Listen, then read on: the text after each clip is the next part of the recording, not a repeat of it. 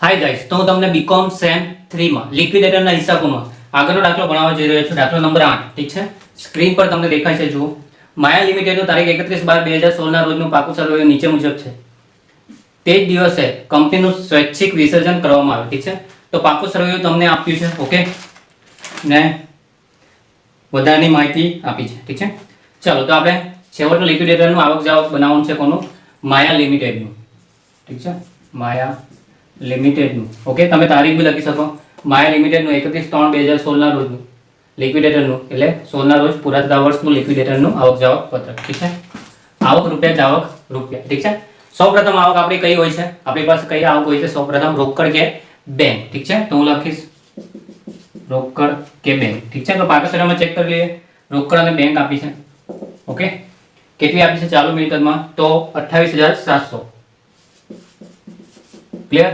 બીજી આવક કઈ હોય છે આપણી? સંપૂર્ણ સલામતના લેણદારમાંથી વધારો. ઠીક છે, તો સંપૂર્ણ સલામતના લેણદારોનો વધારો, જેના માટે શું હોવું જોઈએ? હવાલો હોવો જરૂરી છે.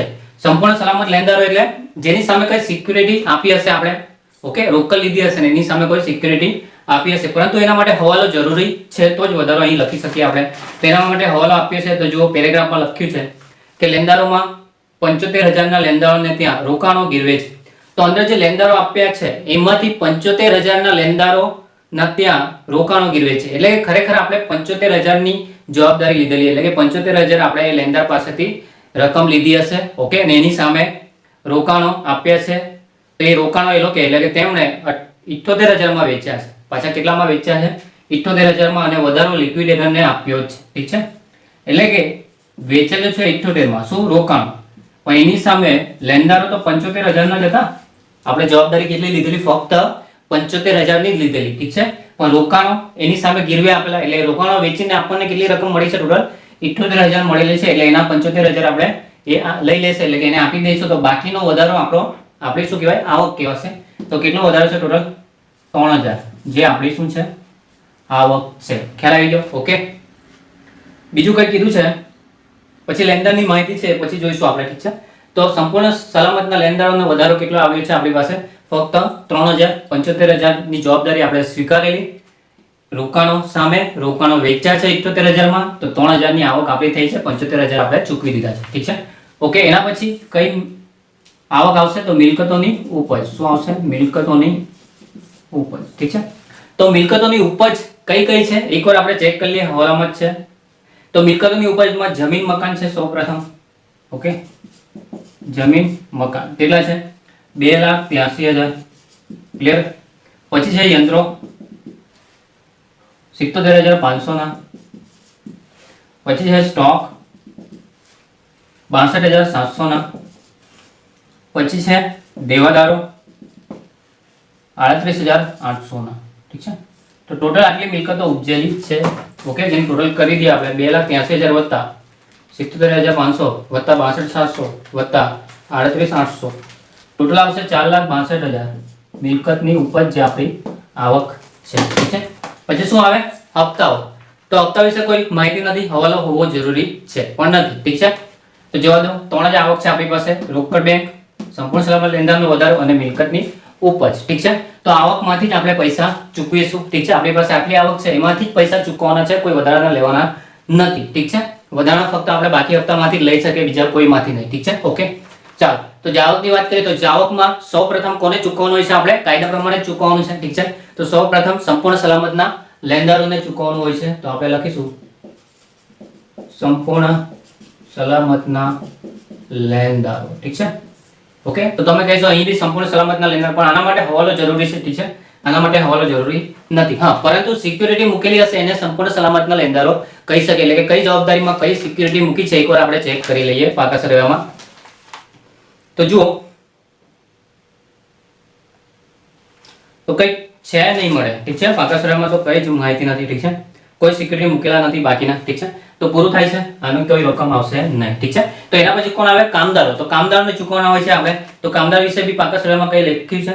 તો કઈ લખ્યું નથી, એટલે કામદારો આપ્યા નથી, એ પણ જવા દઈએ. તો એના પછી કોણ આવશે? વિસર્જન ખર્ચ. કોણ આવશે? વિસર્જન ખર્ચ. તો વિસર્જન ખર્ચ તમને હવાલામાં આપ્યું છે. જો લિક્વિડેશન ખર્ચ 5690 થયો, 5690 લિક્વિડેશન ખર્ચ એટલે વિસર્જન ખર્ચ. એના પછી આવશે લિક્વિડેશનનું મહેનતાણ, લિક્વિડેટરનું મહેનતાણ. શું આવશે? લિક્વિડેટરનું મહેનતાણ. ઠીક છે. એના માટે તમને પેરેગ્રાફમાં લખ્યું છે, જુઓ. ઓકે, વિસર્જન ખર્ચ પછી લિક્વિડેટરને મહેનતાણું તેણે ઉપજેલ રકમના 1%, ઉપજેલ રકમના 1% આપવાનું છે. કાઉન્સમાં લખ્યું છે સલામત લેણદારો પાસેથી મળેલ વધારા સિવાય. એટલે કે આ જે સલામત લેણદાર પાસેથી જે વધારો મળ્યો છે તે એમાં ગણવાનું નથી. ઠીક છે. એટલે આપણે આટલી જ રકમમાં 1% આપીશું. તો ઉપજેલ રકમના 1%. ઓકે, તો કેટલી ઉપજેલી છે? 4,62,000 ના 1% કરીશું આપણે.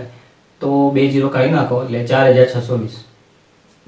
4,620. ઠીક છે. પછી શું કીધું છે? પસંદગીના લેણદારો સિવાયના બિન સલામત લેણદારને ચૂકવેલ રકમના 2%. હવે આ લોકોએ ચોખ્ખું કહી દીધું છે આપણને પસંદગીના લેણદારો લેવાના નથી, એના સિવાય. ઠીક છે. હા, પણ આવું કઈ કીધું નહીં હતું, ફક્ત એટલું જ કીધું હતું કે બિન સલામત લેણદારને ચૂકવેલ રકમના 2%. ઓકે, પસંદગી વિશે કઈ નહીં કીધું હતું. તો આપણે પસંદગીને બી આપવું પડે પહેલા, પછી બિન સલામતને આપવું પડે. ઠીક છે, એટલા ટકા. પરંતુ આ લોકોએ ચોખ્ખું કહી દીધું છે પસંદગી સિવાયના લેવાના છે. તો ડાયરેક્ટ બિન સલામત લેણદારને જ આપણે આપીશું. બિન સલામતના લેણદાર કેટલા ટકા? તો 2%. એટલે કે બિન સલામત આવશે ત્યારે આપણે એના 2% કરીશું, જે આવશે તે લખીશું. ઠીક છે. ચાલો, તો આ વાત થઈ મહેનતાણ 2 જતા. ઓકે, પૂરું. તો લિક્વિડેટરના મહેનતાણ પછી શું આવશે? પસંદગીના લેણદારો, પસંદગીના લેણદાર. ઠીક છે. તો એના વિશે હવાલામાં તો કઈ નહીં મળે. પાકા સરવાળામાં ચાલુ દેવામાં છેલ્લે આપી છે પસંદગીના લેણદારો ડાયરેક્ટ આપી દીધા છે તમને 10,000. તો લખી લઈએ. ક્લિયર? તો આ પૂરું. પસંદગીના લેણદાર પછી આવશે તરતા બોજવાળા લેણદાર, તરતા બોજવાળા લેણદાર. ઠીક છે. જેમાં કોણ આવે? ડિબેન્ચર્સ. ઠીક છે. એને કહેવાય તરતા બોજવાળા લેણદાર. તો તમને આપે છે 10% ગીરો ડિબેન્ચર્સ 2 લાખ, 10% ગીરો ડિબેન્ચર્સ ટોટલ કેટલા આપ્યા છે? 2 લાખ. ઠીક છે. બાકી વ્યાજ છે. હા, તો છે ડિબેન્ચર પર ચડેલ વ્યાજ 10,000 વત્તા ચડેલ વ્યાજ કેટલું છે? 10,000. એ બી આપવું જ પડે. બીજું કઈ તારીખ આપી છે એટલે કે સુધીની વ્યાજ આવશે.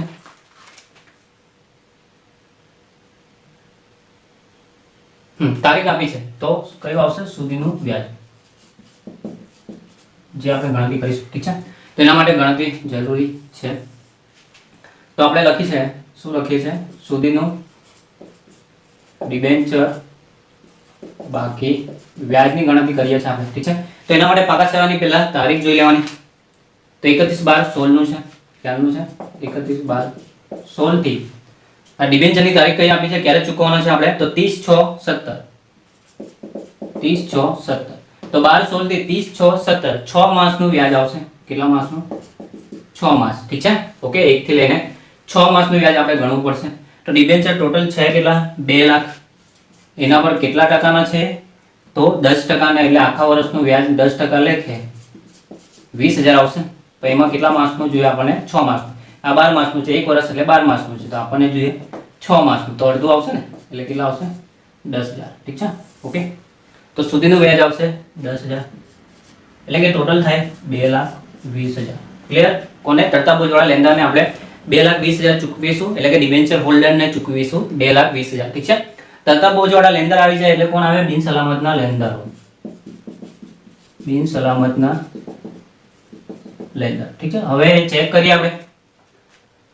હા, તો લેણદારની પૂરી ગણતરી કરવાની છે આપણે, કેમ કે એ લોકો હવાલામાં આપ્યા છે કે લેણદારોમાં 75,000 લેણદારો રોકાણો ગીરવે છે. એટલે કે લેણદારની, બિન સલામત લેણદારની પૂરેપૂરી ગણતરી કરવી પડશે. ઠીક છે. તો હું કરું છું. જુઓ, તો પાકા સરવાળામાં ટોટલ લેણદારો આપણને આપ્યા છે. ઠીક છે. તો બિન સલામત લેણદારમાં એક જ માહિતી છે લેણદારો. આપણે કોની ગણતરી કરીએ છીએ? બિન સલામત લેણદારો. ઠીક છે. એમાં ફક્ત એક જ માહિતી છે લેણદારો, જે આપ્યા છે ટોટલ 1,40,000. કેટલા આપ્યા છે ટોટલ? 1,40,000. હવે હવાલામાં ચેક કરીએ આપણે. તો લેણદારોમાં 75,000 ના લેણદાર ત્યાં રોકાણો ગીરવે છે, તે તેમણે 78,000 માં વેચે. ઓકે, તો એ સંપૂર્ણ સલામતના લેણદારો હતા કેટલા? 75,000 ના. એટલે કે આમાંથી સંપૂર્ણ સલામતના આપણે માઇનસ કરી દઈશું. કેટલા હતા એમાં, એટલે કે આ જે લેણદાર છે એમાં સંપૂર્ણ સલામતના લેણદારો 75,000 હતા. ઠીક છે, આ તો રોકાણની ઉપજ છે, 75,000 હતા ખરેખર. ખ્યાલ આવ્યો?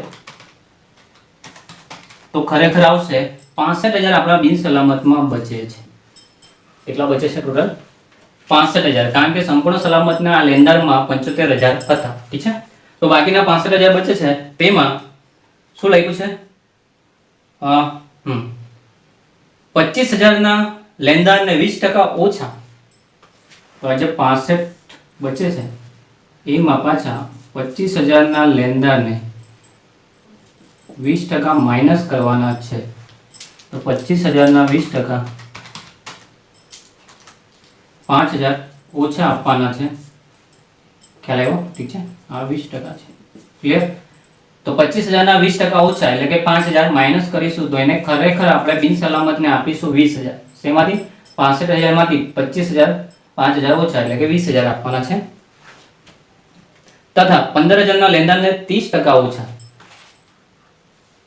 પછી છે 15,000 જેને 30% ઓછા. ઠીક છે, તો 15,000 ને 30% કરીશું આપણે તો 4,500 ઓછા આપવાના છે, એટલે ખરેખર એને આપવાના છે 10,500. ખરેખર કેટલા આપવાના છે? 10,500. ઠીક છે, ઓકે. પછી અને બાકીના પૂરેપૂરા ચૂકવ્યા. તો બાકીના કેવા ચૂકવવાના છે? પૂરેપૂરા. એટલે બાકીના કેટલા બચ્યા? ઠીક છે, બાકીના બચ્યા કેટલા તે આપણે ચેક કરી લઈએ. તો ટોટલ 65,000 છે, એમાંથી 25,000 જતા રહ્યા, 20,000 નથી ગયા, 25,000, કેમ કે એ તો ઓછા આપવાના છે ને. તો માઇનસ 25,000 બચે કેટલા? 40,000. હવે એ 40,000 માંથી બીજા 15,000 ગયા, એટલે ખરેખર બચ્યા 25,000. બાકીના કેટલા બચ્યા? 25,000. ઠીક છે, બાકીના જેને પૂરેપૂરા આપવાના છે, એટલે કે પૂરેપૂરા એટલે કે 25,000 જ આપી દેવાના છે. ઠીક છે, ઓકે. તો 3 નો સરવાળો કરવાનો છે આપણે, એટલે આપણે ટોટલ બિન સલામત લેણદાર આપણને મળી જશે 20,000 10,500 વત્તા 25,000 55,500 શું છે? બિન સલામત લેણદાર. ઠીક છે, ખ્યાલ આવી ગયા? આમાં ટોટલ 1,40,000 હતા, એમાંથી 75,000 શું હતા? સંપૂર્ણ સલામત હતા. તો બાકીના બિન સલામત કેટલા હતા? 65,000. એમાંથી 25,000 ને 20% ઓછા એટલે કે 5,000, તો 20,000 જ આપીશું. પણ આપણે બાદ તો કેટલા કરીશું? આમાંથી 25,000, 40,000 બચ્યા. એમાંથી 15,000 ને 30% ઓછા, તો 4500 ઓછા કરીશું એટલે 10,500 ગણાશે. પણ બાદ તો આપણે કેટલા કરીશું? આમાંથી 15,000. તો બાકીના 25,000 જે પૂરેપૂરા આપવાના છે. ઠીક છે, હું લખી દઉં અહીં બાકી. ઠીક છે, જે કેટલા આપવાના છે? પૂરેપૂરા એટલે 25,000. એટલે ટોટલ આપણા લેણદારો જે બિન સલામત છે 20,000 10,500 25,000 એટલે કેટલા ચૂકવીશું? 55,500 ચૂકવીશું આપણે. ક્લિયર? હવે એના પર મહેનતાણું 2% આપવાનું છે. ઠીક છે, તો 55,500 ના 2% કરશો તો 1,110. 1,110 બંનેનો ટોટલ કરી દઈએ 46 20 તો 57 30 એટલે કે 5,730 શું આવશે? ઉપજેલ લિક્વિડેટરનું મેઇન કામ કેટલું? 5,730. ઠીક છે, તો બિન સલામત લેણદાર સુધી આપણે વહેંચી દીધું. આ ગણતરી ખાસ તમારે જોવાની. ઠીક છે, એક્ઝામમાં આવો સેમ દાખલો પૂછાયેલો છે. ઠીક છે, ઓકે. તો જોઈ લેજો તમે. ઓકે, તો આ ગણતરી ખાસ ધ્યાન રાખવાની છે તમારે. ઠીક છે, ચલો એના પછી બિન સલામત લેણદાર પછી કોને ચૂકવ્યા? આપણે પ્રેફરન્શિયલ હોલ્ડરોને પરત કરવાના છે. તો છે પ્રેફરન્શિયલ હોલ્ડર, એકવાર ચેક કરી લઈએ. તો છે 2,000 ના 12% પ્રેફરન્શિયલ દરેક રૂપિયા 100 નો 2 લાખ. ઠીક છે, તો 12% ના પ્રેફરન્શિયલ મૂડી કેટલી છે? ટોટલ 2 લાખ. ઠીક છે, હવે ડિવિડન્ડ કઈ આપવાનું કીધું છે લોકો?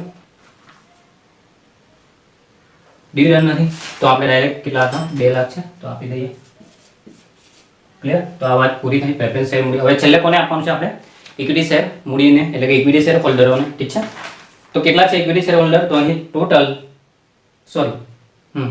ટોટલ 3 ઇક્વિટી શેર હોલ્ડરો છે. 3 કઈ રીતે આપીશું? આપણે પહેલા જોઈશું દાર્શનિક કિંમત કઈ રીતે છે. ઓકે, તો આપણે એના માટે શું કરવું પડશે? એક કરતાં વધારે ઇક્વિટી શેર મૂડી હોય તો મૂડી તૂટ ગણવી પડે. તો આપણે મૂડી તૂટ ગણીએ પહેલા. ઠીક છે, ચલો તો મૂડી તૂટની વાત કરવા માટે શું જોઈએ? પહેલા તો આપણે વધારો, તો કેટલો વધારો છે આપણી પાસે જેથી આપણે મૂડી તૂટ ગણી શકીએ. ઠીક છે, તો આવક બાજુનો સરવાળો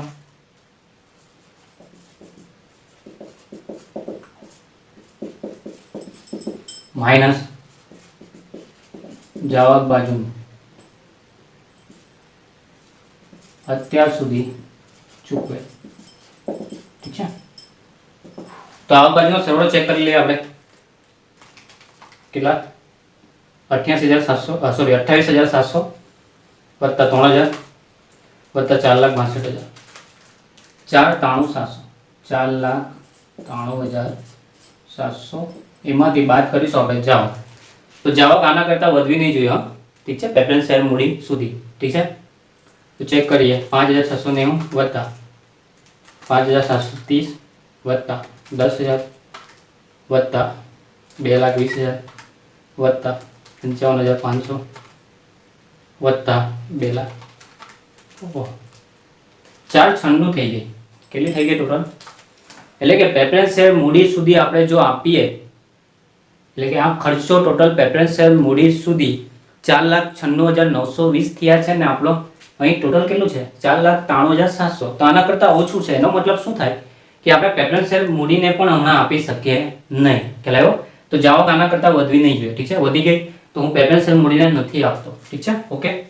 તો માઇનસ કરા 2 લાખ, એટલે કે આપણે આપ્યું છે ફક્ત બિન સલામત લેણદાર સુધી જ રકમ આપી છે, પ્રેફરન્સ શેર મૂડીને આપી નથી. તો આપણું ટોટલ આવશે 2,96,920. ખ્યાલ આવ્યો? આ 2 લાખ મેં પ્રેફરન્સ શેર હોલ્ડરને હજુ આપ્યા નથી. આપવાના તો છે જ, આપવા જ પડશે ને 2 લાખ જ આપવા પડશે. ઓકે, પરંતુ અહીં આપણે આપી આ જે આવક છે આપણી, તો આપણે આપી શકતા નથી. એનો મતલબ એને આપીને જે પણ વધારે કોણ આપશે? ઇક્વિટી શેર હોલ્ડર જ આપશે. ઠીક છે, ખોટ એ લોકો જ ભોગવવાની છે. ઓકે, તો આપણે ચેક કરીએ કેટલા બાકી રહ્યા છે. તો 4,93,700 માઇનસ 2,96,920. તો વધારો આપણો આવ્યો છે 1,96,780. ઓકે, તો ક્યાં સુધી છે આ ચૂકવેલ રકમ?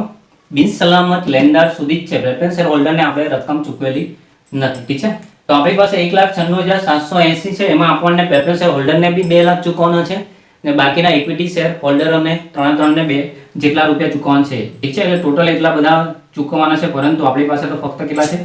1,96,780. એટલે કે આપણે તો પ્રેફરન્સ શેર હોલ્ડરને પણ ચૂકવી નહીં શકીએ. તો પ્રેફરન્સ શેર હોલ્ડરને તો પૂરેપૂરા જ આપવા પડશે 2 લાખ. તો બાકીની જે રકમ છે એ ઇક્વિટી શેર હોલ્ડર જ ભોગવશે. ઠીક છે, તો એના માટે હપ્તો મંગાવવો પડશે કાં તો પછી પરત કરવો પડશે. ઠીક છે, તો ચેક કરીએ આપણે મૂડી તૂટ. શું કરીએ હવે? મૂડી તૂટ આ વધારો છે. તો મૂડી તૂટમાં પહેલા આવશે વસૂલ આવેલ શેર મૂડી. વસૂલ આવેલ શેર મૂડી. ઓકે, તો એમાં વસૂલ આવેલ શેર મૂડી, હવે પ્રેફરન્સ શેર મૂડી પણ લેવી પડશે આપણે, કારણ કે એને આપણે પૈસા ચૂકવા નથી. આપણે ફક્ત બિન સલામત સુધી જ ચૂકવેલા છે. તો આ 2 લાખ પણ લેવા પડશે કારણ કે હજુ ચૂકવેલા નથી. તો હું અહીં લખીશ 12% પ્રેફરન્સ મૂડી. કેટલી? 2 લાખ. તો એનો બી સામે સમાવેશ કરવો પડશે. ઠીક છે, પછી ઇક્વિટી મૂડી એને બી આપવાના બાકી છે 1,60,000. પછી ઇક્વિટી મૂડી એના છે 90,000 ને ઇક્વિટી મૂડી જેના છે 40,000. એટલે ટોટલ આટલી વસૂલ આવેલ શેર મૂડી છે પ્રેફરન્સ શેર મૂડી સાથે. ઠીક છે, એને બાકી છે આપવા. તો 2 લાખ વત્તા 1,60,000 વત્તા 90,000 વત્તા 40,000 4,90,000. કેટલા? તો 4,90,000 આવશે શું? વસૂલ આવેલ શેર મૂડી. ઓકે, વસૂલ આવેલ શેર મૂડી જેમાંથી શું બાદ કરીશું આપણે? વધારો. તો આપણને મળશે મૂડી તૂટ. તો વધારો કેટલો છે? 1,96,780 જે બાદ કરીશું 4,90,000 માંથી 96,780 તો 2,93,220 જે મૂડી તૂટ છે. શું છે? મૂડી તૂટ. કેટલા? 2,93,220. ખ્યાલ આવ્યો? ઠીક છે, ઓકે. તો તમને જેટલા બી આપવાના બાકી રહી તો તે તમારે વસૂલ આવેલી શેર મૂડીમાં સમાવેશ કરવો પડે. એટલે આપણી ખરેખર મૂડી 2,93,220 છે. ઓકે, ઠીક છે, ચાલો. હા, પણ આ મૂડી તૂટ હંમેશા ઇક્વિટી શેર હોલ્ડર જ ભોગવશે, આ પ્રેફરન્સ શેર હોલ્ડર નહીં ભોગવશે. એને તો પૂરેપૂરા 2 લાખ જ આપવાના છે. ઓકે, એ નહીં ભોગવે તો આ 3 જ કોણ અ બ અને ક. એનો મતલબ જે મૂડી તૂટ છે એનું વહેંચણી હંમેશા ઇક્વિટી શેર હોલ્ડર વચ્ચે જ થશે. ઓકે, પ્રેફરન્સ શેર મૂડી વચ્ચે નહીં થશે. ખ્યાલ આવી ગયો? ઠીક છે. તો મૂડી તૂટ આપણી આવી છે 293,220. ઠીક છે, હું કેલ્સીમાં લખી લઉં ને ભૂલી જઈશ. 293,220. ઠીક છે. ઓકે, ચાલો હવે આપણે આગળ ગણીશું. ચાલો, તો આપણી મૂડી તૂટ કેટલી આવી? 293,220. ઠીક છે. ઓકે, ચાલો હવે શું કરવાનું છે? તો એની વહેંચવાનું છે 3 ઇક્વિટી શેર હોલ્ડર પ્રમાણે. ઠીક છે. તો એની ઇક્વિટી શેરની દાર્શનિક કિંમત આપણે એકવાર ચેક કરી લેવાનું. તો અ ઇક્વિટી શેરની દરેક રૂપિયા 100 નો, બ ઇક્વિટી શેર દરેક રૂપિયા 100 નો અને ક ઇક્વિટી શેર દરેક રૂપિયા 100 નો. ઠીક છે.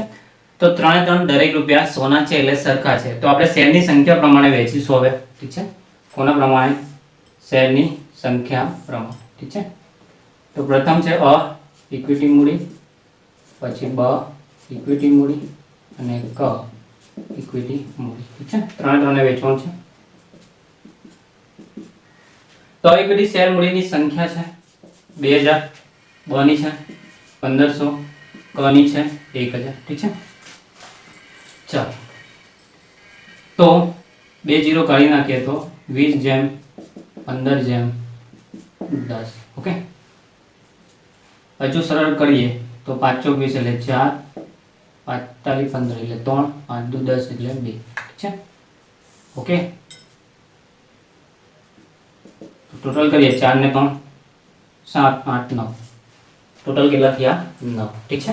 એનો મતલબ જે 293,220 છે તે કેટલા છે? ટોટલ 9 છે. ઠીક છે. એટલે 9 293,220 તો 4 કેટલા, 3 કેટલા, 2 કેટલા, એ રીતે કરો તો પણ ચાલશે. ક્યાં તો શું કરવાનું? 9 293,220 તો 1 કેટલા, તો 1 જે રકમ આવશે તેનું આ 4 ગુણ્યા 4 ગુણ્યા 3 ગુણ્યા 2. ઠીક છે. એ સહેલું પડશે. ઓકે, તો આપણે ગણતરી કરીએ છીએ કોની? મૂડી તૂટની વહેંચણી. ઠીક છે. તો મૂડી તૂટ વહેંચણી માટે જો 9 કેટલા છે?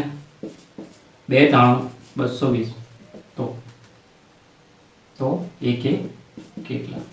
ઠીક છે. 1 સુધી કાઢી આપણે 293,220 ભાગ્યા 9 જ કરી દેવાનું ડાયરેક્ટ. 32,580. 1 કેટલા આવ્યા? 32,580. ઠીક છે. હવે અને કેટલા આપવાના છે? 4 માટે અ ઇક્વિટી મૂડીની મૂડી તૂટ. ઠીક છે. તો કેટલી આવશે? તો 32,580 ગુણ્યા, ઓકે હું જરા આગળથી 32,580 ગુણ્યા કેટલા આપવાના છે? એને 4 ગુણ્યા 4. ઠીક છે. 1,30,320. 1,30,320 કોની છે? અ ઇક્વિટીની. ઠીક છે. બ ઇક્વિટીની મૂડી તૂટ. ઠીક છે. તો 32,580 ગુણ્યા એને કેટલા ગુણાકાર કરવાનો છે? 3. તો 32,580 ગુણ્યા 3 97,740. ઠીક છે. પછી ક ઇક્વિટીની મૂડી તૂટ. ઓકે, 32,580 ગુણ્યા કેટલા? 2. 32,580 ગુણ્યા 2 65,160. 65,160. ઠીક છે. તો ઇલેક્ટ્રિક શું આવી ગઈ? મૂડી તૂટ આવી ગઈ. ઠીક છે. એટલે કે અ ઇક્વિટી શેર કેટલા ભોગવશે? 1,30,320 મૂડી તૂટ ભોગવશે. બ ઇક્વિટી શેર 97,740 મૂડી તૂટ ભોગવશે અને ક ઇક્વિટી શેર 65,160 મૂડી તૂટ ભોગવશે. ખ્યાલ આવ્યો? ઠીક છે. હવે આપણે કોને કેટલા શેર પરત કરવા પડશે, કોની પાસે મંગાવવા પડશે તેની ગણતરી કરીશું. ઓકે, ચાલો છેલ્લું હેડિંગ છે આપણા શેર મંગાવવા કે પરત કરવા. ઠીક છે. ચાલો, તો પ્રથમ વાત કરીએ આપણે આ ઇક્વિટી મૂડીની, જેની ઇક્વિટી શેર મૂડી કેટલી હતી ટોટલ? તો 1,60,000. ઓકે, ચાલો એની મૂડી તૂટ કેટલી આવે? તો મૂડી તૂટ આપણે ગણી છે 1,30,320. 1,30,320 એટલે કે એ ફક્ત 1,30,320 જ ભોગવવા તૈયાર છે. તો બાકીના તો આપણે શું કરવા પડશે? પરત કરવા પડશે. ખ્યાલ આવ્યો? એને ટોટલ પરત કરવાના હતા 1,60,000, એમાંથી 1,30,320 ભોગવવા તૈયાર છે. તો એને બાકીના 29,680 પરત કરવા પડશે. ખ્યાલ આવ્યો? ઠીક છે. વાત કરીએ હવે બની. બ ઇક્વિટી મૂડી કેટલી છે ટોટલ, એટલે કે વસૂલ આવેલી તો 90,000. ચાલો એની મૂડી તૂટ કેટલી આવી છે તો બની મૂડી તૂટ 97,740. 97,740 એટલે કે બસ શું કહે છે કે હું 97,740 ભોગવવા તૈયાર છું. તો એને આપણે કેટલા આપવાના હતા ટોટલ 90,000 જ આપવાના હતા, પરંતુ એ તો વધારે ભોગવવા તૈયાર છે તો બાકીના એની પાસેથી મંગાવી લઈશું. ઠીક છે, માઇનસમાં જવાબ આવ્યો ને 7,740. શું કરીશું? મંગાવશું. મંગાવો. ઠીક છે, ખ્યાલ આવી ગયો? ઓકે. અહીંયા 1,60,000 આપવાના હતા, એ ભોગવવા તૈયાર હતા 1,30,320, તો બાકીના પરત કરવા જ પડશે. અહીં 90,000 આપવાના હતા, પરંતુ એ ભોગવવા તૈયાર છે, વધારે ભોગવવા તૈયાર છે 97,740, તો બાકીના એમની પાસે આપણે લેવાના થાય, એટલે કે આપણે મંગાવી લઈશું 7,740. ઠીક છે. કની વાત કરીએ. કને ટોટલ કેટલા શેર મૂડી છે વસૂલ આવેલી તો 40,000. એની મૂડી તૂટ કેટલી છે ટોટલ કની તો 65,160. તો ક ને આપણે ખરેખર આપવાના છે 40,000, ભાઈ પોતે ભોગવવા તૈયાર છે 65,160. એનો મતલબ એની પાસે બી શું કરવું પડશે? મંગાવવા જ પડશે. 65,160 માઇનસ 40,000 કરો તો 25,160 રૂપિયા એની પાસે મંગાવવા પડશે. ખ્યાલ આવી ગયો? ઠીક છે, ઓકે. ચાલો તો હવે આપણે પહેલા શું અને 1,60,000 આપવાના હતા, એ ભોગવવા તૈયાર હતા 1,30,320, તો બાકીના એને પરત કરવા પડશે 29,680. પરત કરીએ એટલે રોકડ જાય એટલે જવાબ બાજુ લખીશું ઇક્વિટી શેર હોલ્ડરને પરત. ઠીક છે, કેટલા પરત કરવાના છે? 29,680. ઓકે. ચાલો બ ઇક્વિટી શેર મૂડીને 90,000 આપવાના હતા, પણ એ ભોગવવા તૈયાર છે 97,740, તો બાકીના 7,740 આપણે લેવાના થાય. તો મંગાવશું હપ્તો. મંગાવીએ એટલે રોકડ આવે એટલે આવક. તો આવકમાં લખીશું બ ઇક્વિટી શેરનો હપ્તો મંગાવી. ઠીક છે, કેટલો? 7,740. ક્લિયર? તેવી રીતે વાત કરીએ કની. તો કને 40,000 આપવાના હતા, પણ એ પોતે ભોગવવા તૈયાર છે મૂડી તૂટ 65,160. એનો મતલબ એની પાસે બી આપણા લેવાના થાય છે કેટલા? 25,160 લેવાના થાય, એટલે આપણી પાસે રોકડ આવશે એટલે આવક થાય. તો આવકમાં લખીશું ક ઇક્વિટી શેરનો હપ્તો મંગાવી. કેટલો? 25,160. ઠીક છે. ચાલો તો અહીંયા ક્લોઝ થાય છે. ઠીક છે, હવે આપણે ટોટલ કરીશું. ક્લિયર? તો કેટલું આવશે જોઈએ આપણે. તો ઉધાર બાજુ 28,700 વત્તા 3,000 વત્તા 6,62,000 વત્તા 77,40 વત્તા 25,160, તો 5,26,600. 5,26,600. ઠીક છે. તો પેલી બાજુ બી એટલા જ આવવા જોઈએ. 5,690 વત્તા 5,730 વત્તા 10,000 વત્તા 2,20,000 વત્તા 55,500 વત્તા 2 લાખ ને વત્તા 29,680, તો 5,26,600. 5,26,600. ઠીક છે. તો આપણો લિક્વિડેટરનું આવક જાવક પત્રક માયા લિમિટેડનું સરબત થઈ ગયું છે, ટેલી થઈ ગયું છે. ખ્યાલ આવ્યો? ઠીક છે. તો આ રીતે તમારે દાખલો ગણવાનો હોય છે. ઓકે. તો આમાં ખાસ ધ્યાન રાખજો મૂડી તૂટ કઈ રીતે વેચાય. ઓકે. અને બીજું કે પ્રેફરન્સ હોલ્ડરને ચૂકવવાના બાકી હોય તો એને કોઈ દિવસ મૂડી તૂટ ભોગવવાની આવતી નથી, એને પૂરેપૂરા જ આપવાના આવતા હોય છે. ઓકે. ઠીક છે.